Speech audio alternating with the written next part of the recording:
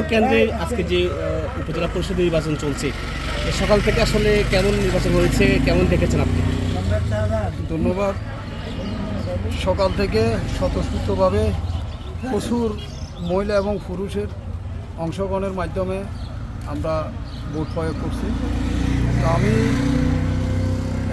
এই গরমের ভিতরে এত উপস্থিতি আমরা চিন্তাও করি নাই। তারপরও আমরা ভোটের আগে যেভাবে আমরা গণসংযোগ করছি, ভোটারদেরকে আশ্বস্ত করছি, ভোটাররাও আমাদেরকে আশ্বস্ত করছে, সেই ধারাবাহিকতায় পুরুষ থেকে মহিলা ভোটার ছিল সবচেয়ে বেশি চোখে পড়ার মতো। চেয়ারম্যান পদে 5 জন এবং ভাইস চেয়ারম্যান মহিলা পদে 2 জন, মোট 7 জন প্রার্থী। কোনো অপ্রীতিকর কোনো ঘটনা ঘটছে কিনা? না, আমার এখানে কোনো রকমের অপ্রীতিকর ঘটনা ঘটে নাই এবং এখানে খুব সুন্দর সুস্থভাবে ভোট প্রয়োগ চলছে। ইনশাল্লাহ 4টা পর্যন্তই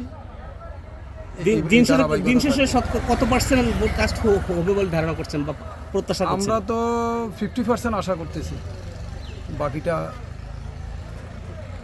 ভোটারদের উপস্থিতির উপর যতটুকু উপস্থিত হয়।